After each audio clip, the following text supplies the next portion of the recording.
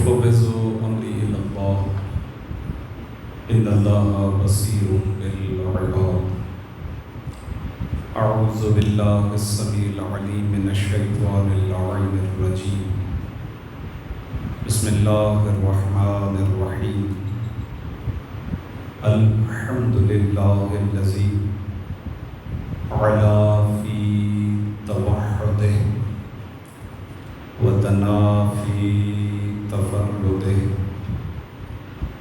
وجل في سلطانه وعظم في أركانه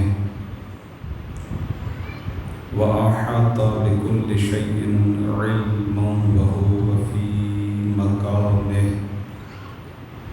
حميدا لم يزل محمودا لا يزال ومجيدا لا يزول مبدئا ومعيدا وكل أمر إليه يعود قدوس سبوح رب الملائكة والروح والصلاة والسلام على سيد الأنبياء والمرسلين خاتم النبيين أبي القاسم محمد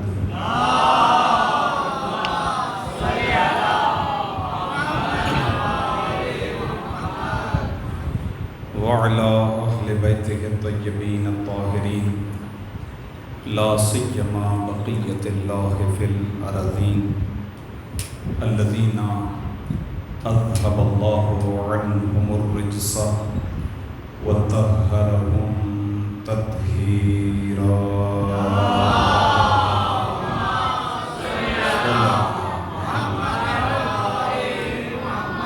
واللاعن الدائم على أعدائهم أجمعين. أما بعد فقد قال الله تبارك وتعالى في كلامه الحكيم.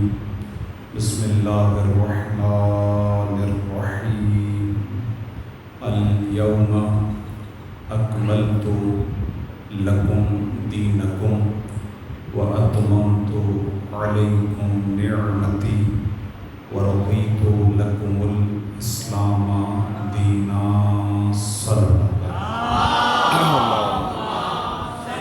صلى محمد وآل محمد وعجل فرج. التماس کروں گا نوجوانوں سے اگر تھوڑا سا قریب قریب آ جائیں گے، ایک مجلس کا ماحول بن جائے گا. بعد میں آنے والے مومنین انشاءاللہ خود ہی اپنی اپنی جگہ پہ تشریف رکھیں گے. دو دو چار چار قدم درود بھیجتے ہوئے تشریف رکھیں انشاءاللہ. اللہم صلی علی محمد وآل محمد وعجل فرج. اذان گرامی قدر، عشرہ اربعین سالانہ یہ سلسلہ مجالس، اس سلسلہ مجالس سے خصوصاً گزشتہ برس بھی آپ کی خدمت میں پیش ہونے کی سعادت حاصل ہوئی، اور گزشتہ برس اربعین کو سامنے رکھتے ہوئے زیارت الاربعین کے موضوع پر گفتگو کی سعادت حاصل ہوئی تھی. اس بار پروردگار عالم نے ایک مرتبہ پھر یہ توفیق بخشی کہ آپ کی خدمت میں اقدس میں حاضر ہو رہا ہوں. یہ سلسلہ گفتگو 5 مجلسوں پر مشتمل ہے، اور آج اس کی پہلی مجلس ہے، اور یہ سلسلہ شب اربعین پر اختتام پذیر ہوگا. کئی ایک جہتیں ذہنوں کے اندر تھی، اور کئی ایک زاویے گردش کر رہے تھے. سوچ رہا تھا کہ کس موضوع سے گفتگو کی جائے. پھر آخر میں ذہن غدیر پر رک گیا اور سوچا کہ آپ کی خدمت میں خطبہ غدیر کو پیش کرنے کی سعادت حاصل ہو انشاءاللہ. اب ظاہر ہے کہ خطبہ غدیر ایک ہی نشست ہے رسول اللہ کی، ایک ہی خطبہ ہے، ایک ہی ساعت میں ہے، لیکن ہماری گفتگو کیونکہ 5 مراحل پر مشتمل ہے، لہذا کوشش ہوگی کہ آپ کی خدمت میں ان 5 مراحل میں اس خطبے کو مکمل کیا جائے۔ ایسا اس لیے بھی ہے، یعنی یہ جہد سامنے تھی، ملحوظ خاطر تھی کہ ہمارے ہاں اشارہ تو ہوتا ہے غدیر کے خطبے کی طرف، اور چند ایک اقتباسات علماء پیش کرتے ہیں، اور خود غدیر کے جشن میں بھی، جیسا کہ آج کل ہمارے جشن وغیرہ کی صورتحال ہوتی ہے کہ وہ مناقب اور منقبتیں اور قصیدوں پر مشتمل ہوتی ہے محفل، تو ظاہر ہے کہ گفتگو نہیں ہو پاتی ہے، خطبہ غدیر نہیں بیان ہو پاتا ہے، اگرچہ ضرورت ہے اس بات کی۔ اسی خطبے میں ختمی مرتبت نے حکم دیا کہ جو کچھ میں نے تم تک پہنچایا ہے، تم حاضر ہو، تمہاری ذمہ داری ہے کہ یہ پیغام غائبین تک پہنچا دو، اور میں ذمہ داری لگاتا ہوں ہر والد کی کہ وہ اپنی اولاد کو میرا یہ پیغام پہنچاتے ہیں۔ اور چونکہ ایک فقرہ زیادہ مشہور ہے اور وہ مرکزی ہے، تو وہی اقتباسات کے طور پر آپ کی خدمت میں پیش کیا جاتا ہے، اور پھر اسی کے ہی اطراف میں گفتگو ہوتی ہے، تفصیل بیان نہیں ہو پاتی ہے۔ اسی لیے سوچا یہ کہ آپ کی خدمت میں اسی خطبے کو پیش کرنے کی سعادت حاصل ہو انشاءاللہ۔ اب دیکھتے ہیں کہ آپ کس طریقے سے سماعت فرمائیں گے انشاءاللہ، کیونکہ ہم تو کوشش کرتے ہیں، طالب علمانہ کاوش ہوتی ہے، کوشش ہوتی ہے۔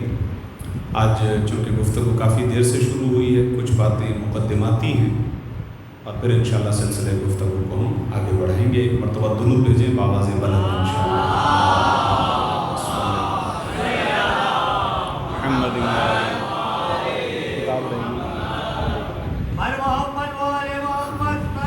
اللہم صلی علی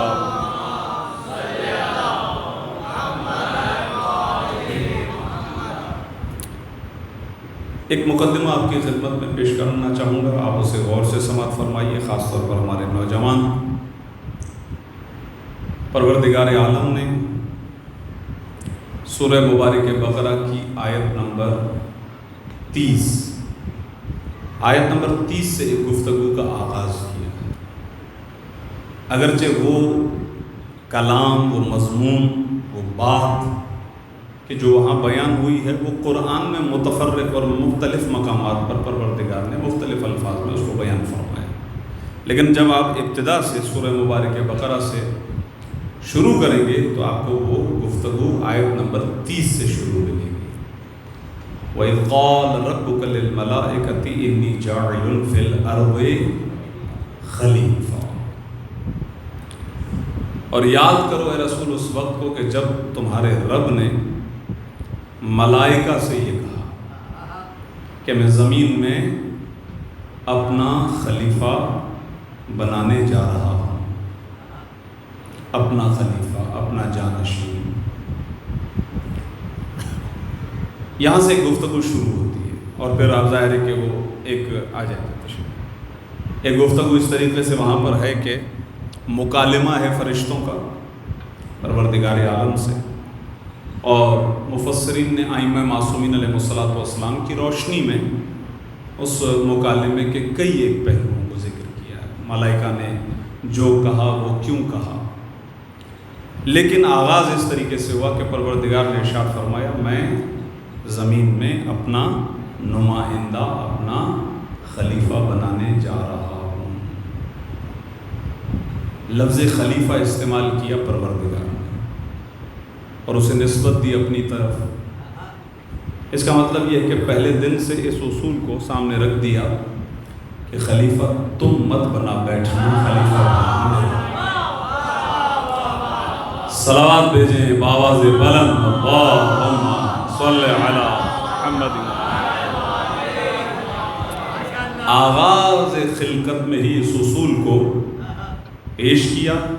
हम नहीं थे उस ज़माने में, ये बहुत सालों पहले की बात है।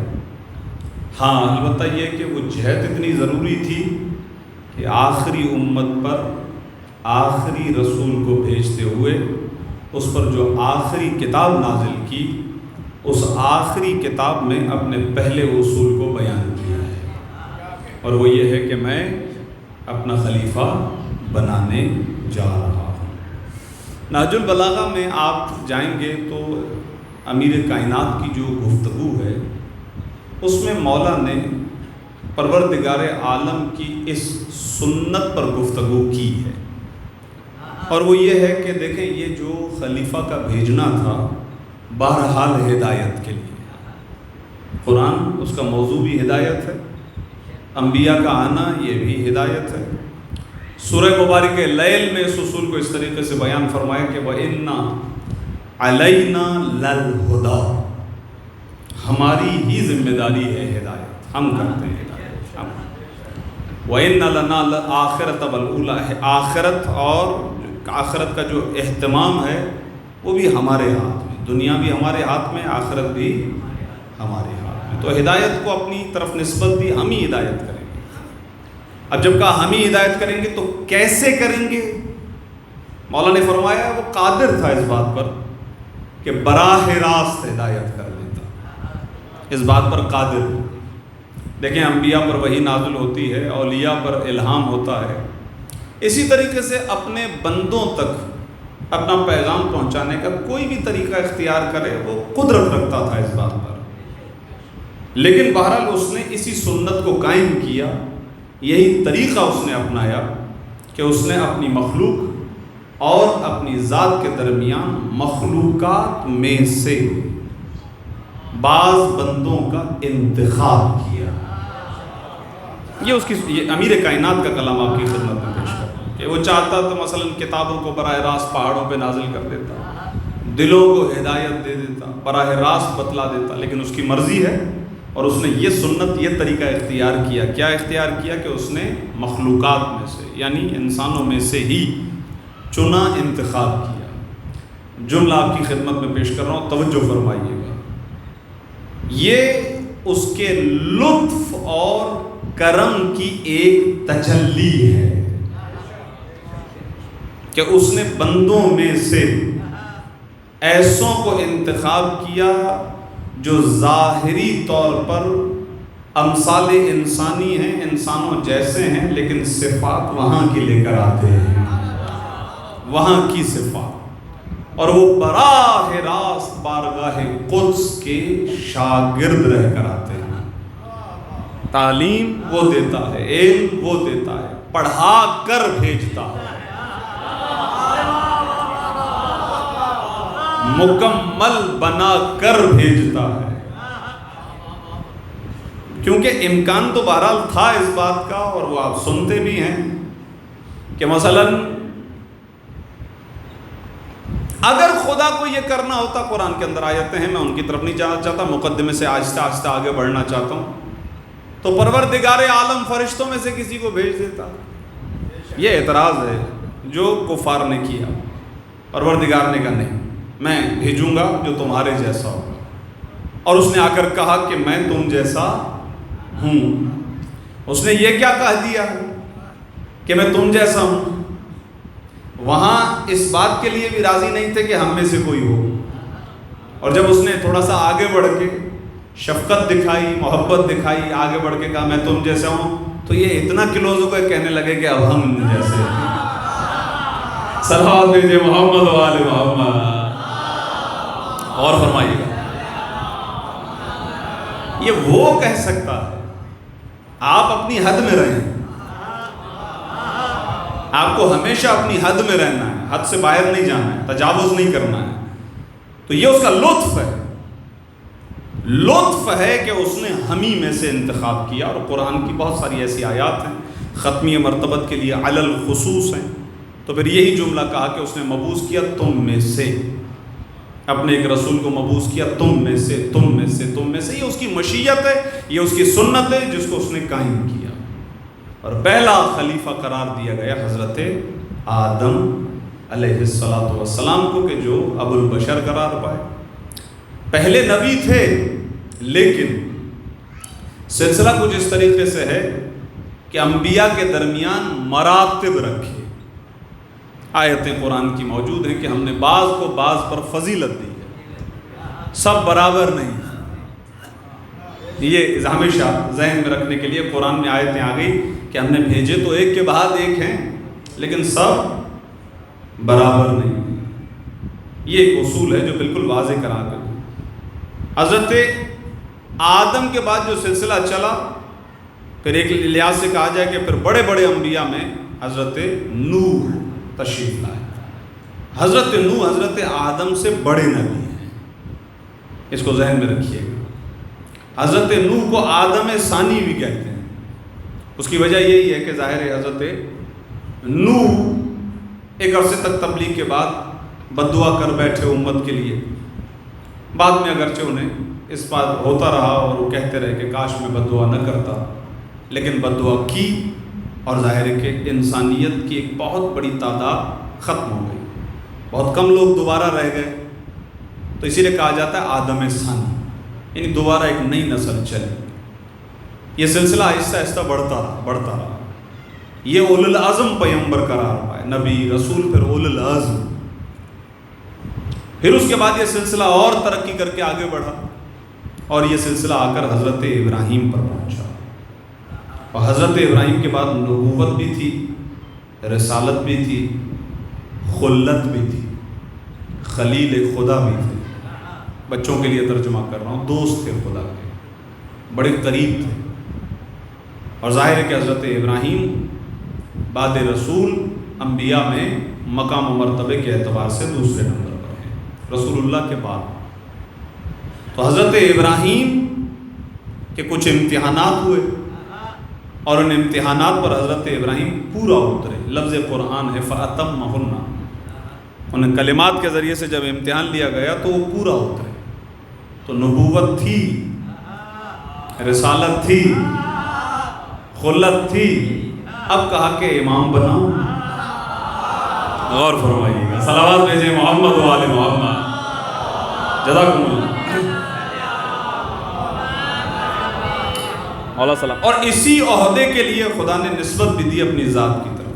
اہدی، سورہ مبارکہ بقرہ میں آیت تفصیل ہے. اہدی یہ میرا عہدہ ہے. اور اس کے ساتھ ساتھ یہ بھی بیان کر دیا کہ یہ عہدہ ظالم کو نہیں ملے گا. یہ ایک اور اصول آ گیا. اور یہاں سے یہ بھی پتہ چلا کہ امامت کا عہدہ باقی تمام عہدوں سے بلند ہے. نبوت، رسالت، امامت کے عہدوں پر اسی ممبر سے آپ کی خدمت میں پچھلے برسوں میں گفتگو ہو چکی ہے. اس کے بعد حضرت عیسیٰ ہے. اور حضرت عیسیٰ کا جب سلسلہ چلا تو اب آہستہ آہستہ اس بات کی طرف اشارے آنے لگے کہ ہم آپ کی طرف اس رسول کو بھیجیں گے کہ جو آخری رسول ہے. آخری رسول. اچھا، یہ آخری رسول ہیں. پہلے تو حضرت آدم ہیں جو آخری آئے، تو ان کے بارے میں کہا گیا کہ یہ سب سے بڑے ہیں.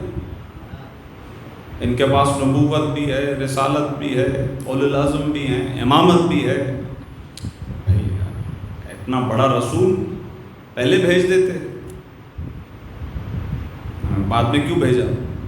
بڑے ہوتے ان کو پہلے بھیجتے ہیں. ہو سکتا ہے کسی کے ذہن میں سوال ہے، تو پھر ایک عوامی جواب آپ کی خدمت میں عرض کروں. جو سب سے بڑا اچھا خطیب ہوتا ہے اسے آخر میں پڑھایا جاتا ہے، اور باقی تمام تر جو ہوتے ہیں وہ اس کا مقدمہ بنتے ہیں.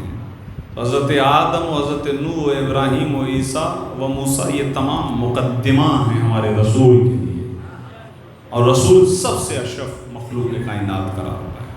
یہی وہ تھے کہ جن کے لیے پوری کائنات کو سجایا. اور کمال یہ ہے کہ آپ کی خدمت میں عرض کروں کہ حضرت نوح نے بد دعا کی، پھر حضرت ابراہیم نے دعا کی. ان کا ایک امتحان یہ تھا کہ انہیں آگ میں بھیجا جا رہا تھا، اور جب پھینکنے لگے تو جبرائیل آئے تھے، کہنے لگے کہ میں آپ کی مدد کروں گا. نہیں، مدد کی ضرورت ہے لیکن تجھ سے نہیں.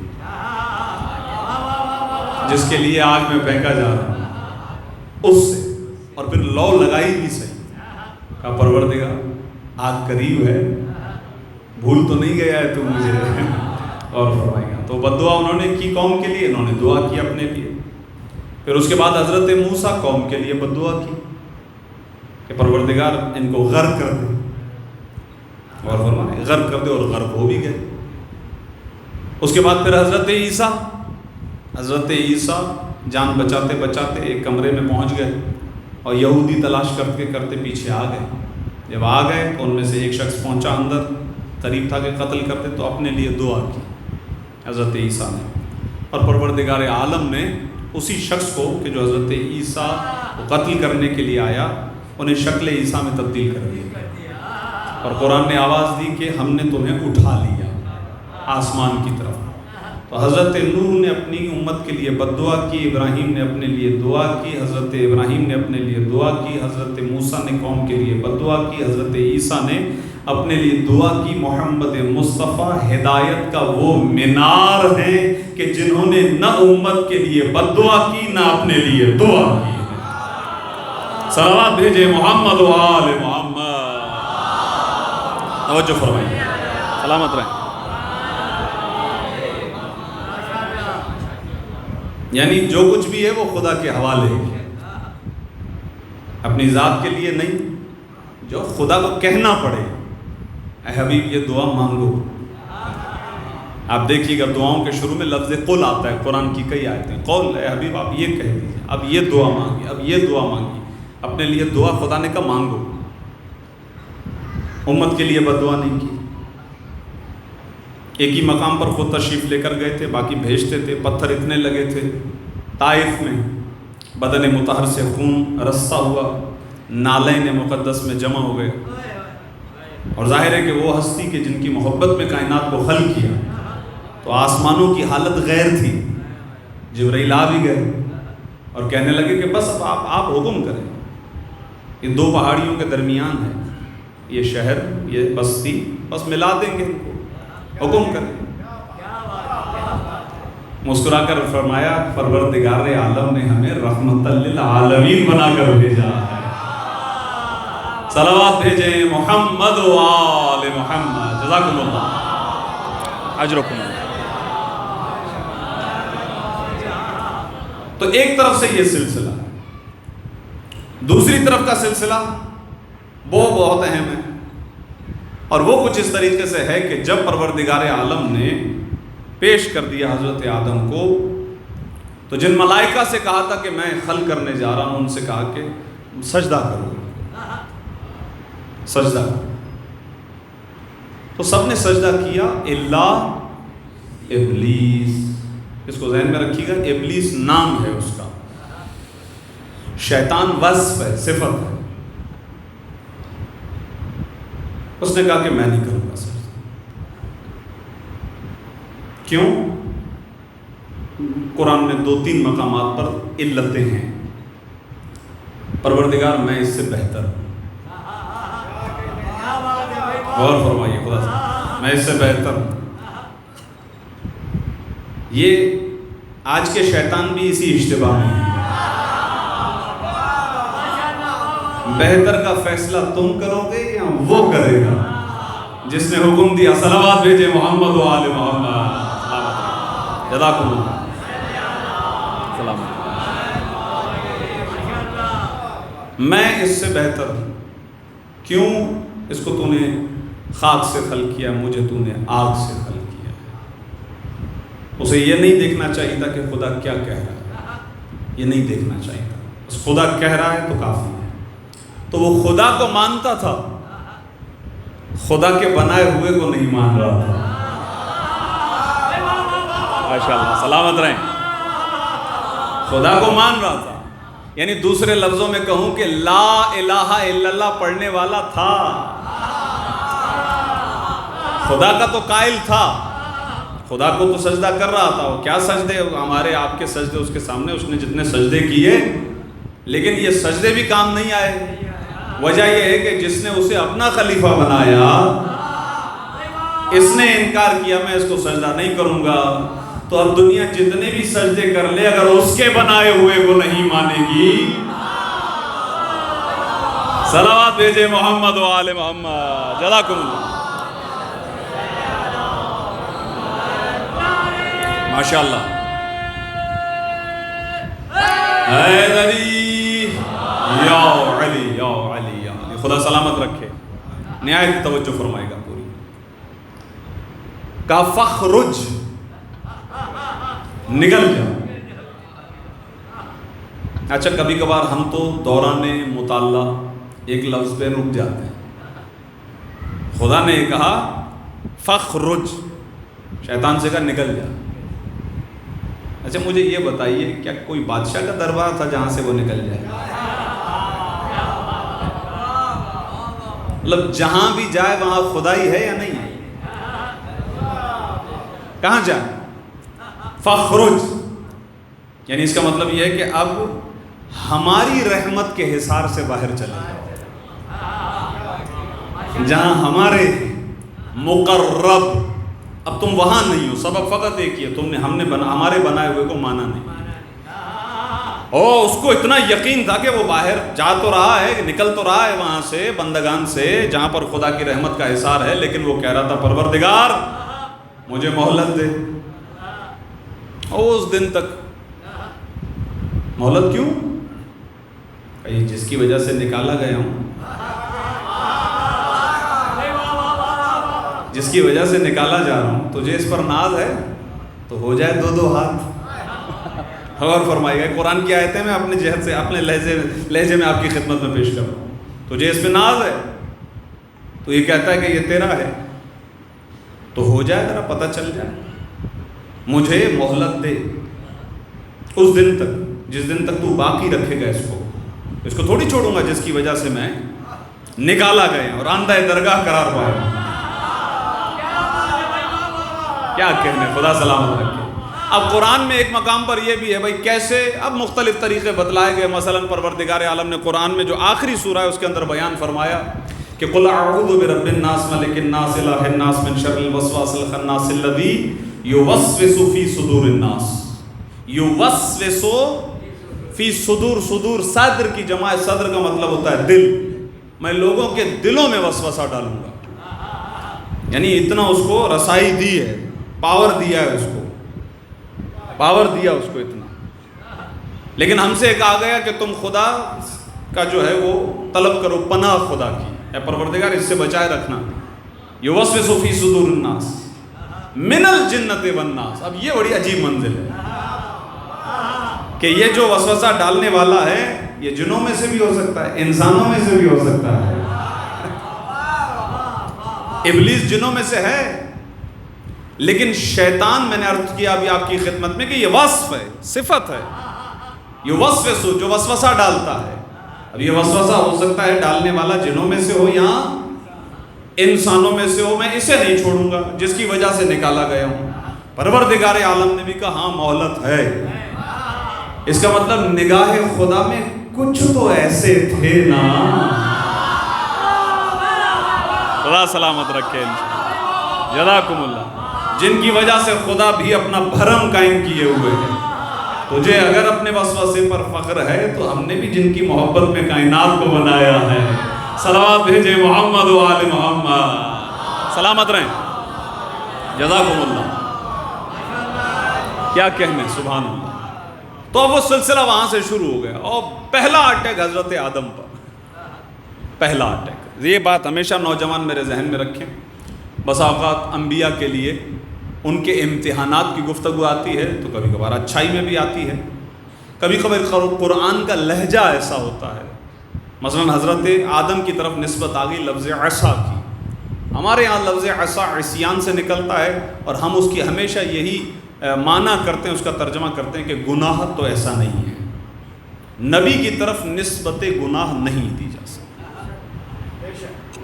لفظ عصا قرآنی لفظ ہے, اس کے اندر وسعت بہت زیادہ ہے اور یہ اللہ کا کلام ہے, اللہ والے سمجھا رہے ہیں. اور انہوں نے یہ کہہ دیا کہ نبی کی طرف نسبت عصیان نہیں ہے, نبی گناہ نہیں کر سکتا. اب اس کے اپنے مقام پر اپنے دلائل ہیں. رات کافی ہو چکی ہے, ظاہر ہے کہ میں اس طرف خشکی کی طرف نہیں جانا چاہتا. اشارہ دوں گا کہ جو خود گناہگار ہو، غور فرمائیے، پروردگار عالم بھیجے اس کو اور کہے کہ تمہیں ہدایت کرنی ہے، اگر وہ خود ہی گناہگار ہوگا تو ہمیں کیا خاک بچائے گا؟ بھائی اسی لیے تو ہم نے یہ اصول سیکھا تھا غدیر سے، ایسا شخص ہونا چاہیے نا جو اپنے آپ کو تو بچا سکے، جو اپنے آپ کو نہ بچا پائے اور جو کہتا رہے بہرحال شیطان کبھی کبھار مجھ پہ سوار ہو جاتا ہے، یا اگر تم مجھے یہ دیکھو کہ شیطان نے مجھے ورگلا دیا ہے، راستے سے ہٹا دیا ہے، تو تم مجھے بتانا کہ صحیح راستہ ہے یا کون سا راستہ ہے۔ تو یہ اصول پہلے صلوات بھیجے محمد و آل محمد، جزاکم اللہ۔ واضح اصول ہے، آیتیں ہیں قرآن کی، لیکن انشاءاللہ میں تھوڑا سا ظاہر ہے کہ آج کی گفتگو ایک اور جہت سے آ رہی ہے، اس کو پورا ذہن میں رکھیں۔ حضرت آدم پر اٹیک ہوا اور قسم کھائی اس نے ذات پروردگار کی، شیطان نے خدا کے سامنے، حضرت آدم کے سامنے قسم کھائی۔ قسم کھانے کی وجہ سے حضرت آدم نے ترک اولا، یہ لفظ میرے نوجوان ذہن میں رکھیں، بزرگوں کے ذہنوں میں ہے، ترک اولا، بہتر تھا جو کام اور سب سے بہتر تھا اسے چھوڑ دیا، نہیں کرنا چاہیے تھا۔ تو بسا اوقات جیسے میں نے کہا کہ لفظ عصا سے اشتباہ ہوا، اسی طریقے سے حضرت آدم کی دعا میں لفظ ربنا ظلمنا انفسنا، تو لفظ ظلمنا سے بھی اشتباہ ہو جاتا ہے۔ حضرت آدم نے ظلم کیا، تو ظلم ہمیشہ اس معنی میں نہیں جو آپ کے ذہن میں، ترک اولویت بھی اس کی جہت سے ظلم ہے، اور وہ یہ کہہ رہا ہے، کون؟ حضرت آدم، بندہ کہہ رہا ہے پروردگار تیرے حق میں کوتاہی ہو گئی، ہم نے اپنے نفسوں پر ظلم کیا، ہمیں نہیں کرنا چاہیے تھا ایسا۔ پہلا اٹیک ہی اس پر ہے، دوسرا ان کے بیٹے پر ہو گیا،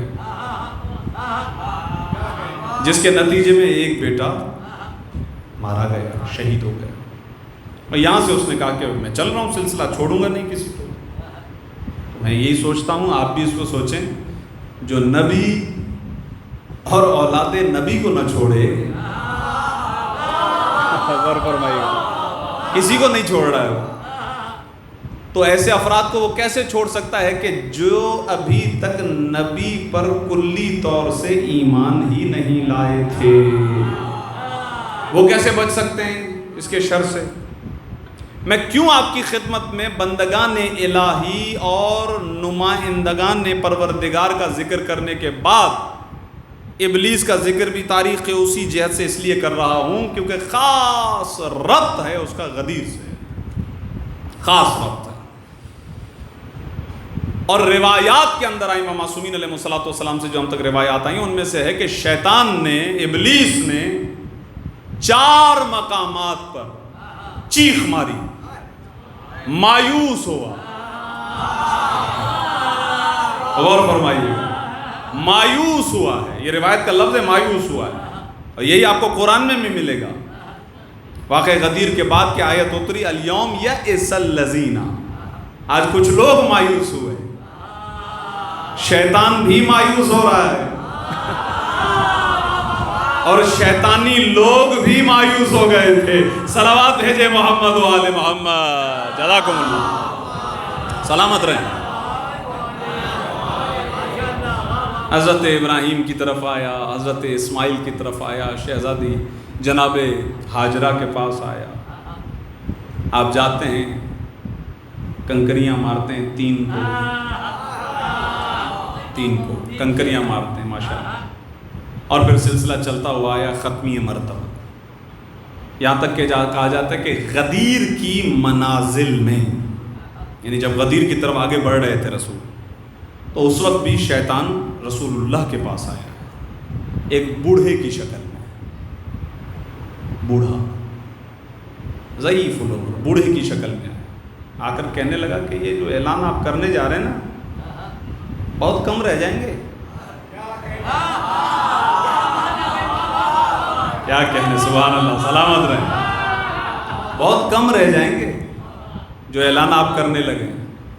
بھئی اب ہمیں اس سے کیا پرواہ، اکیلے کیوں نہ رہ جائیں، اب تو حق ہے بہرحال، رسول اللہ نے پہلے ہی کہہ دیا تھا، اے عمار، اے میسم، اگر تم دیکھو میرے بعد پوری دنیا ایک طرف ہو، علی دوسری طرف ہو، علی ایک سب ایک طرف ہے، علی ابن ابی طالب، تو تم علی کے ساتھ جانا، علی کے پیچھے جانا۔ اب اس کو ذہن میں رکھیے گا، نہایت توجہ، جہاں اس نے مہلت مانگی ہے نا، مہلت میں اس نے یہ کہا کہ میں صراط مستقیم پر بیٹھوں گا۔ آپ غور فرمائیے، صراط مستقیم پر، اور رسول اللہ کے بارے میں ہے یہ تمام جو انبیاء جن کا ذکر میں آپ کی خدمت میں اجمالاً عرض کر رہا تھا، ان سب کے بارے میں ہے کہ یہ ہمارے وہ بندے تھے کہ جو ہمارے راستے پر تھے۔ رسول اللہ کے لیے ابتدائی سورہ مبارک یاسین کی 4 آیات ہیں، یاسین والقرآن الحکیم انک لمن المرسلین علی صراط مستقیم، آپ صراط مستقیم پر ہیں۔ پروردگار عالم گواہی دے رہا ہے قرآن میں، یہ ہمارے بندے صراط مستقیم پر تھے، اے رسول آپ صراط مستقیم پر ہیں۔ اور اسی صراط، درود بھیجیں محمد و آل محمد۔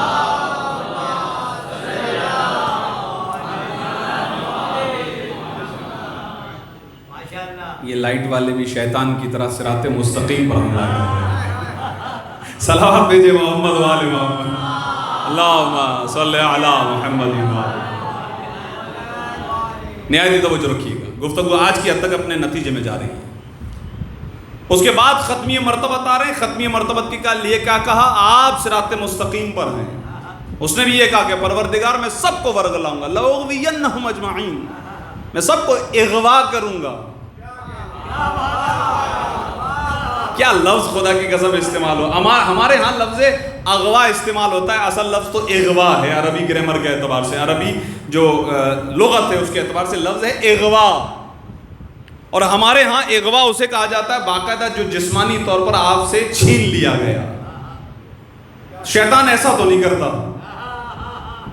شیطان ایسا نہیں کرتا ہے، لیکن اس نے لفظ استعمال کیا ہے کہ اغوینہم اجمعین، بعض لوگوں کو چھوڑ کر جو مخلصین لہ الدین، جو تیرے دین کے ساتھ سچے قرار پائے ہیں، انہیں چھوڑ کر باقی سب کو ورگلاؤں گا۔ ورگلاؤں گا میں نے ترجمہ کیا، اب وہی لفظ استعمال کروں جو آپ استعمال کرتے ہیں، میں سب کو اغوا کروں گا۔ میں شیطان سے پوچھوں کہ شیطان کیسے اغوا کرتا ہے؟ بندہ تو ہمارے ساتھ ہوتا ہے۔ کہا تمہارے ساتھ کیا، رسول کے ساتھ بھی بیٹھا ہوا ہو۔ غور فرمائیے گا، خدا سلامت رکھے آپ کو، ہم رسول کے ساتھ ہی۔ یا اللہ، جزاکم اللہ، ماشاء اللہ۔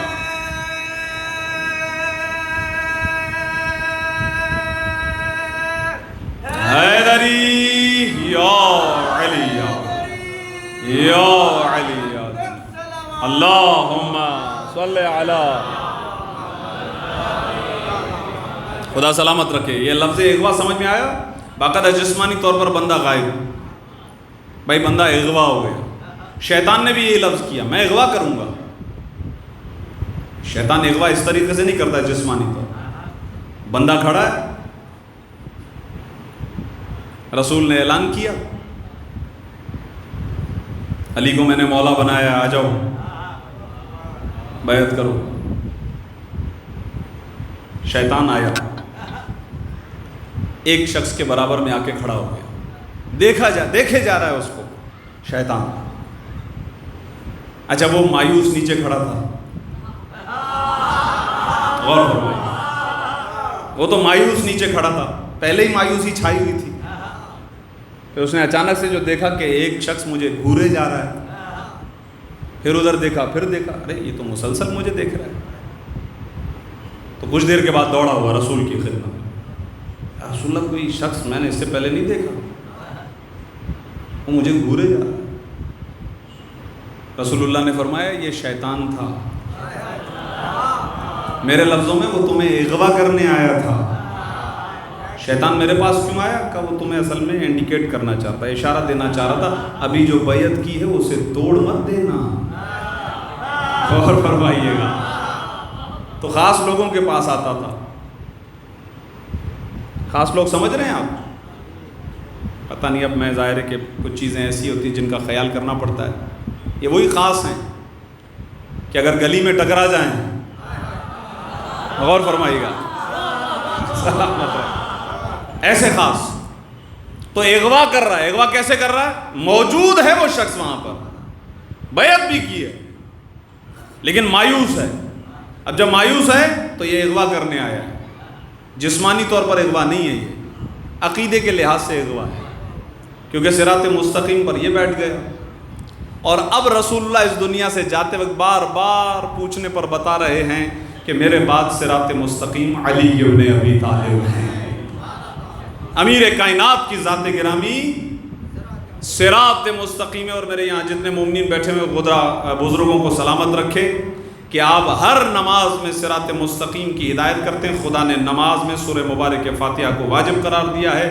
روایات ہیں لا صلاۃ الا بفاتحۃ الکتاب، کوئی نماز اس وقت تک نماز نہیں ہے جب تک اس کے اندر سورہ مبارک فاتحہ نہ ہو. فاتحہ بہت ضروری ہے، اور اس کی مرکزی جہت یہی ہے کہ پروردگار تو ہدایت کر دے، تو میری، تو مجھے صراط مستقیم پر رکھ، تو مجھے صراط مستقیم پر رکھ. اور پھر اس سے آگے بڑھ کے یہ کہہ بھی دیا ہے وہ نماز کے جس میں غیر کا تصور تک کرنا باطل کر دیتا ہے نماز کو، اسی نماز میں سورہ مبارک فاتحہ کو واجب بھی کیا. اور مرکزی جہت جس کی وجہ سے سورہ مبارک فاتحہ کیا ہے وہ یہ ہے کہ وہ صراط مستقیم کے جن پر انبیاء بھی ہیں، جن پر ائمہ بھی ہیں، اسی صراط مستقیم پر تو ہمیشہ رکھ ہمیں. اور یہ کون سا صراط مستقیم ہے؟ یہ وہی صراط مستقیم ہے جو ان لوگوں کا راستہ ہے کہ جن پر تو نے اپنی نعمتوں کو نازل کیا ہے. امیر کائنات ساری زندگی فرماتے رہے تھے کہ وہ ہم ہی ہیں کہ جن پر خدا نے اپنا انعام نازل کیا. سلامت رہے انشاءاللہ. جزاکم اللہ. یا علی یا علی یا علی یا علی، مدد حق ہے. خدا آپ کو سلامت رکھے.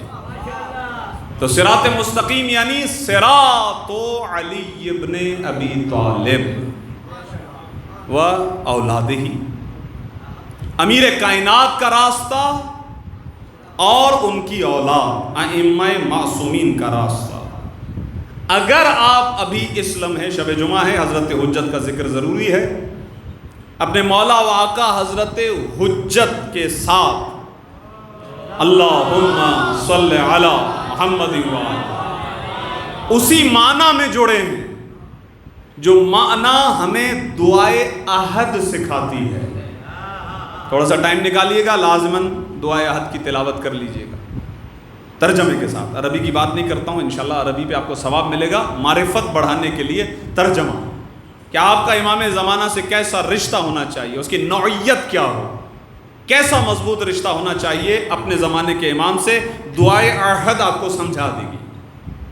تو اگر آپ اسی معنی پر حضرت حجت کے ساتھ مرتبط ہیں، اس کا مطلب یہ ہے کہ آپ صراط مستقیم پر ہیں، کیونکہ یہی راستہ آپ کو امیر کائنات سے جوڑ رہا ہے.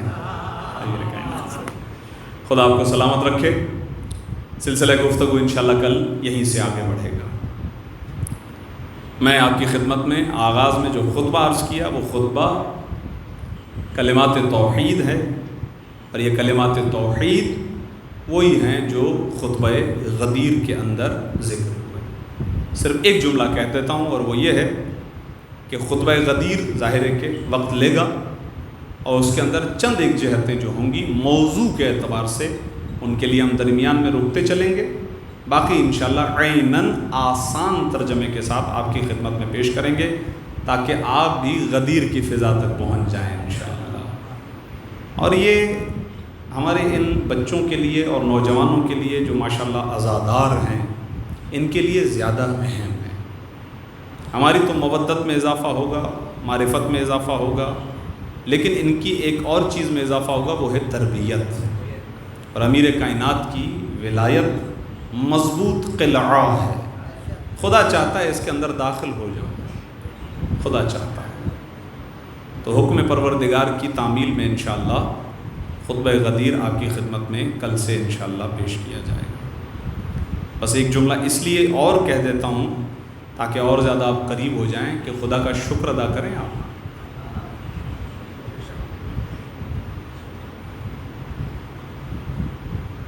آپ کا کہاں پیدا ہونے کا ارادہ ہے یہ آپ کے ہاتھ میں تو نہیں تھا نا.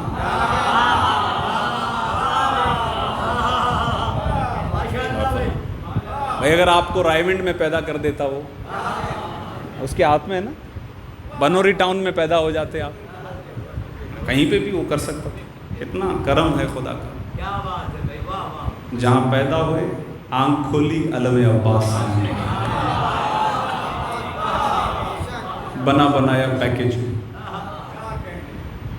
میں ایام عزا میں اکثر میرے بزرگان بیٹھے ہیں, خدا آپ سب کو شاد و آباد رکھے, یہ گواہی دیتے ہیں کہ ہماری خواتین ایام عزا کے دنوں میں, مرد تو ہمارے تھک جاتے ہیں, دوسری مجلس مشکل ہو جاتی ہے, اور یہ ہمارا امتحان اس عشر خمسے میں زیادہ ہوتا ہے کیونکہ ایک مجلس سے آپ سن کر آئے ہوتے ہیں, ارے پھر دوسری مجلس بھی ہے. لیکن جو ہماری خواتین ہیں جن کو اللہ نے جو ان کو ہمت دی ہے, 4 5 5 6 مجلسوں میں جاتی ہیں, تو مجھے آپ کو ان ماؤں نے گود میں لے کر ان مجلسوں میں معراج کروائی ہے بچپن سے. اور فرما رہے آپ یہ ایسا ہی ہے, واہ خدا کی قسم یہ ہمت ہے. ہمارے یہاں ایک مولانا کہتے تھے کہ ماہ محرم میں اور ایام عزا میں خواتین, وہ بہرحال کسی ایک عجب ہی اینگل سے کہہ رہے تھے لیکن وہ بات تمسخر نہیں ہے, واقعی ان کے اندر ایک جن آ جاتا ہے. وہ اس طریقے سے سمجھانے کے لیے کہہ رہے تھے جو فوق العادہ طاقت ہے, انسانی طاقت نہیں رہتی ان کے پاس, اور گھر کا کام بھی ہے, بچوں کو سنبھالنا بھی ہے, شوہرداری بھی ہے, ہر چیز کو اپنے وقت پر مقرر بھی کرنا, اس کے باوجود 4 5 مجلسوں میں جانا. وہ اصل میں وجہ یہی ہے کہ خدا ان کے ذریعے سے بچوں کو پروان چڑھا رہا ہوتا ہے تاکہ سب ذاکر حسین بنتے جائیں. علی علی کا ذکر بچپن سے سنیں, حسین حسین کا ذکر ماؤں کی گود سے مل جائے. تو یہ شرف اتنی بڑی نعمت, جتنا شکر ادا کریں کم ہے. اس چیز کی اہمیت ہے, کبھی انشاءاللہ تفصیل سے میں پھر کبھی عرض کروں گا. اس چیز کی اہمیت ہے.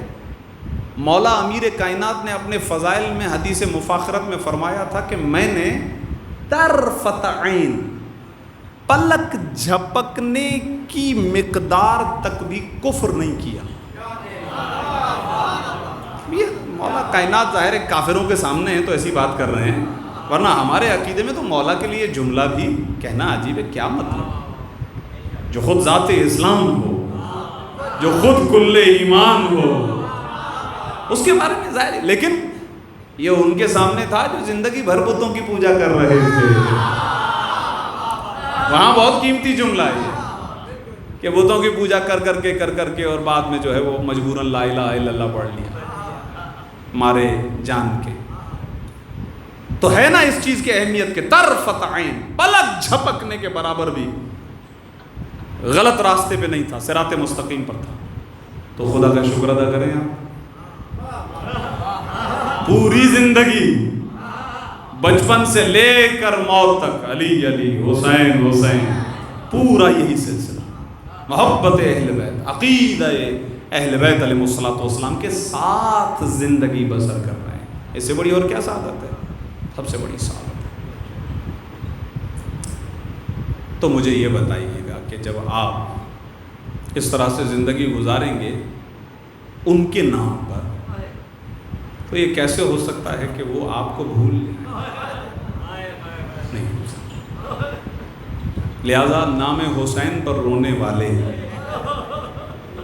گریہ کرنے والے, زیارت عاشورہ پڑھنے والے, زیارت وارثہ پڑھنے والوں, امام حسین کیسے قبر کی پہلی رات میں ہمیں فراموش کر سکتے ہیں؟ اللہم ارزقنا شفاعت الحسین یوم الورود. جب قدم رکھیں گے قبر میں, تنہائی ہوگی, پروردگار اس وقت ہمیں ہمارے مولا کا دیدار نصیب. امام حسین شب جمعہ ہے, ہمسائے مجالس مختلف جہتیں مصائب کی ہوں گی. آج ذکر اس مظلوم کا ہوا. بچپن میں رسول اللہ نے سرکار سید الشہداء کی ذات گرامی کے لیے الگ پروٹوکول, الگ اہتمام کی. الگ سینے سے لگا کر سوتے تھے۔ حجرے میں سونے کے لیے گئے تو اپنی زوجہ سے کہا میں آرام کرنے کے لیے جا رہا ہوں، کسی کو بھیجو، کوئی اندر نہ آئے، میرے آرام میں خلل نہ پڑا۔ اچانک سے وہ زوجہ نقل کرتی ہیں کہ امام حسین دوڑتے ہوئے اپنے نانا کے حجرے کی طرف جو بڑھے تو میں نے روک لیا۔ امام حسین کی آنکھیں ابھی نم ہونے لگی، اجرکم اللہ، اجرکم۔ رسول اللہ نے حجرے سے آواز دی، اسے مت روکو۔ یا رسول اللہ آپ نے کہا تھا کوئی، کہا کوئی اور ہے، حسین اور۔ کہیں سے رونے کی آواز آئی، دروازے پہ دستک دی، خاتون باہر آئی، تمہارا بچہ رو رہا ہے، اسے خاموش کرواؤ۔ صحابہ نے پوچھا یا رسول اللہ اکثر بچے آپ کے سامنے روتے ہیں، اکثر، آپ نے تو کبھی کسی بچے کے رونے پر اتنا، آپ کی یہ کیفیت نہیں ہے؟ کہا نہیں، اس کے رونے کی آواز میرے حسین کے رونے سے ہوتی ہے، مجھ سے حسین کا رونا برداشت نہیں ہوتا ہے۔ اللہ اکبر، اللہ، بہت پیار کرتے تھے۔ ایک جملہ رسول خدا کی خدمت میں، یا رسول اللہ، آپ کے نواسے کا ایک جملہ ہے، انا قتیل العبرات، ترجمہ کرتا ہوں، رونے کے لیے کافی ہے۔ شب جمعہ ہے، سیدہ کو اپنے ذہنوں میں رکھیں اور اس کے بعد ان کے لال کا پرسہ ان کی خدمت میں پیش کریں۔ فرمایا میں وہ ہوں جسے رولا رولا کر مارا گیا ہے، رولا۔ کبھی ساتھیوں کے جنازوں پہ رو رہے ہیں، اللہ اکبر، اللہ، کبھی علی اکبر کے جنازے پہ رو رہے ہیں، کبھی قاسم کے پامال لاشے پر، کہنے لگے قاسم تیرے چچا کے لیے کتنی مشکل زحمت ہے کہ تم بلاتا رہا میں پہنچ نہیں پایا۔ کبھی 6 مہینے کے بچے کا لاشا، انا للہ و انا الیہ راجعون، رضا بقضائہ و تسلیما لامرہ۔ کبھی عباس کے سرہانے بیٹھ کر کہا تو نے میری کمر توڑ دی بھائی، اب تو کیا رہ گیا۔ کبھی شہزادی زینب سے وداع کرتے ہوئے گریہ کر رہے، اتنا روئے، اتنا روئے۔ وقت آخر سکینہ کو گلے لگا کے روتے رہے، یہاں تک کہ جب حملہ کرنے کے لیے آگے بڑھے تھے نا عزیزو، تو حملہ کرتے ہوئے روتے ہوئے حملہ کر کے وار کرتے تھے، تم نے میرے علی اکبر کو مار دیا، تم نے میرے عباس کو مار دیا، تم نے میرے قاسم کو مار دیا۔ حملہ کرتے جاتے تھے، حملہ کرتے جاتے تھے۔ اللہ اکبر، اللہ اکبر۔ آواز آئی، یا ایتھا النفس المطمئنۃ ارجعی الی ربک راضیۃ مرضیہ، اے حسین بس اب واپس آ جاؤ۔ پہلو سے ایک ماں کی بھی آواز آئی، بیٹا تیرا انتظار کر رہی ہوں۔ بس ایک مرتبہ نیام جیسے ہی تلوار میں جانی تھی، بھاگی ہوئی فوجیں پلٹ کر واپس آ گئی عزیزو۔ اب جس کے ہاتھ میں جو کچھ ہوتا تھا وہ آقا حسین کو مارتا جاتا تھا۔ مجھے اس مقام پر وہ جملہ یاد آیا کہ ایک مرتبہ رسول اللہ کی خدمت میں امام حسین آئے، کبھی پیشانی کا بوسہ، کبھی رخساروں کا بوسہ، کبھی ہونٹوں کا بوسہ، کبھی گلے کا بوسہ، کبھی سینے کا بوسہ، کبھی شکم کا بوسہ، کبھی زانوں کا بوسہ، کبھی پیروں کا، چومتے جاتے تھے پورے بدن کو۔ شہزادی نے پوچھ لیا بابا کیا ہے یہ، خیریت تو ہے؟ کہا بیٹی جہاں جہاں لگے گا، جہاں جہاں زخم آئے گا وہاں وہاں چوم رہا، کہیں تلوار، کہیں تبر، کہیں نیزہ، کہیں تیر، کہیں پتھر۔ اللہ اکبر۔ حد یہ ہے کہ ایک مرتبہ شہزادی زینب کی نگاہوں سے اوجھل ہو گئے، دکھائی نہیں دیے۔ بہن تڑپ کے کہنے لگی بھائی مجھے آواز تو دو، اور آقا حسین ایک مرتبہ پیشانی کو زمین پر رکھتے ہیں، وعدہ طفلی کو پورا کرتے ہیں، آخری جملوں کے قریب آیا، سجدہ کرتے ہیں، سبحان ربی الاعلی وبحمدہ، یہ کہہ کے زخمی حالت میں ایک مرتبہ پشت کے بل زمین پہ لیٹے، ایک مرتبہ سینے پہ گرانی کو محسوس کیا، آنکھیں کھولی تو دیکھا ایک ملعون سینے پر سوار ہے۔ کہنے لگے ذرا تھوڑا سا چہرے سے نقاب تو ہٹاؤ. ایک مرتبہ نقاب ہٹایا, فرمایا قد صدق جدی رسول اللہ, ہاں ہاں تو وہی ہے جس کے بارے میں میرے جد رسول اللہ نے کہا تھا اور سچ کہا تھا. یہ سننا تھا. اس مرتبہ ایک ملعون, اسی ملعون نے ایک مرتبہ امام کو سینے کے بل لٹا دیا ہے. ایک ہاتھ ریش مبارک میں تھا اور ایک ہاتھ میں خنجر تھا. میں تفصیل نہیں بیان کر سکتا, بس جن انبیاء کا ذکر میں نے آپ کی خدمت میں کیا یہ خود عزاداران امام حسین ہیں. تاریخ نے لکھا ہے کہ کربلا میں یہ 13 ضربیں تھی جو چلی تھی. ہر ضرب کے وقت ایک ایک نبی اپنے چہرے کو موڑ دیتا تھا. کبھی آدم چہرہ موڑتے تھے, کبھی ابراہیم, کبھی نوح, کبھی موسیٰ, کبھی عیسیٰ. سب کہتے تھے یا رسول اللہ آپ جانے, آپ کا نواسا حسین جانے, ہم یہ منظر نہیں دیکھ سکتے. ضربیں چلتی رہی. حد یہ ہے کہ ایک مرتبہ رسول اللہ نے بھی چہرہ پھیر لیا, کہا یا علی آپ جانو آپ کا حسین. آخر میں 2 ضربیں رہ گئی تھی. ایک ضرب چلی تو مولا کائنات نے چہرہ موڑ لیا, کہا فاطمہ اجرکم اللہ, آخری منزل ہے, فاطمہ تو جانے تیرا بیٹا حسین. اور جب اب آخری ضربت چلنے لگی, کٹے ہوئے گلے سے آواز آئی, اے اماں.